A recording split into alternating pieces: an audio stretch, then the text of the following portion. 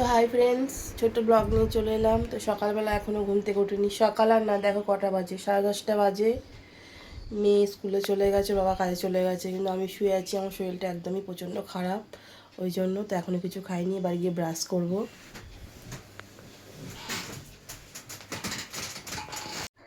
তো দেখো ব্রাশ করে নিচ্ছি।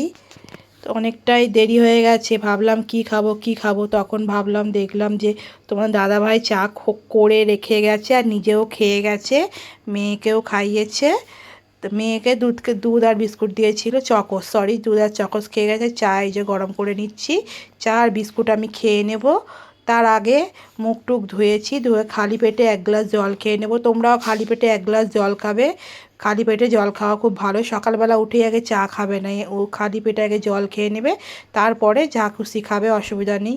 তো এইদিকে বিছানাপত্র এলোমেলো হয়েছিল, সেই সব বিছানাপত্র গোছানো, অনেক কাজ থাকে। তো ভাবলাম শুয়ে থাকলে তো আর কাজগুলো এগোবে না, না।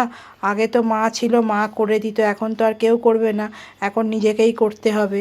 তো ওই জন্যই যতই শরীর খারাপ হোক না কেন, নিজের কাজ নিজেকেই করতে হবে। আর মা থাকলে তখন মাই করে দেয়।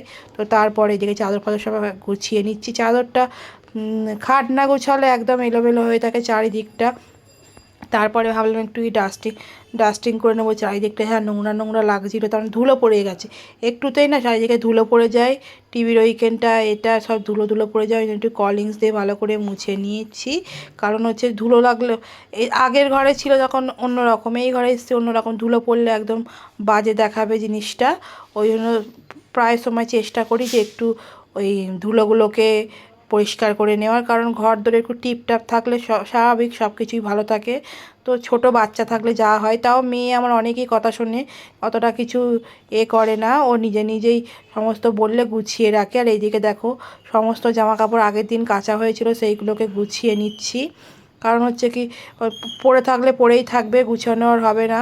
তো একটু চাটা খেলাম বলে একটু শরীরটা ঠিক লাগলো, আর ওষুধও খেয়েছি, ওই জন্য শরীরটা ঠিকই লাগছে। একটু ঘুমটা হলো বলেই মেন কথা, কারণ অনেকটা সকাল সকাল উঠি, ঘুম হয় না, ওই জন্য তাড়াতাড়ি শরীরটা খারাপ হয়ে যায়।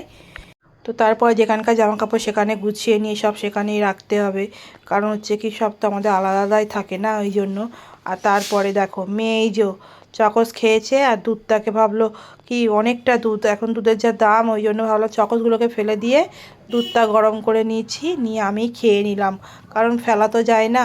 তারপরে দেখো অনেকটা বিকেল, তখনও রোদ, মেয়েকে পড়তে নিয়ে যাচ্ছি। সেই দেখো মেয়ে সাইকেল নিয়ে যাচ্ছে আর আমি তার পেছন পেছন যাচ্ছি। তো তারপরে দেখো আমি সাইকেল চালাচ্ছি আর ও পেছনে বসে আছে। আমি বলছি দাঁড়া, পাপাকে বলবো একটা স্কুটি কিনে দিতে, ব্যাটারি স্কুটি। তো ওই জন্য সাইকেলে বলছে, সাইকেলে মা খুব কষ্ট হচ্ছে। আমি বলছি কষ্ট অল্প অল্প হচ্ছে, কিন্তু ভালো লাগছে। তো তারপরে পড়তে থেকে ওর বাবা নিয়ে এলো বাড়ি। তো তারপর দেখো ঘুগনি, আমি একটু জিলাপি আনতে বলছিলাম, জিলাপি নিয়ে এসছে। আর ওর জন্য নিয়ে এসছে চাটনি ফুচকা খেতে খুব পছন্দ করে, তো ওই জন্য চাটনি ফুচকা নিয়ে সবাই দেখো জিলাপি দেখে ওর একদম কি বলবো। তো ওইদিকে দেখো চাটনি ফুচকা খেয়ে নিচ্ছে, তো ওর সাথে আমিও একটা খেলাম, খুব ভালো লাগছিলো। আর এদিকে আমি ঘুগনিও খেলাম, ঘুগনিটা প্রচুর ঝাল, একে ঠান্ডা লেগেছে, তার মধ্যে এই দেখো টপ করে নিল, নিয়ে দিকে চলে গেল। আর মেয়ের দেখো এই ড্রেসটা অর্ডার দিয়েছিলাম, এসছে, অনেক দিন ধরে বলছিল মা একটা এরকম ড্রেস অর্ডার দেবে, কেমন লাগলো অবশ্যই জানিও। টাটা।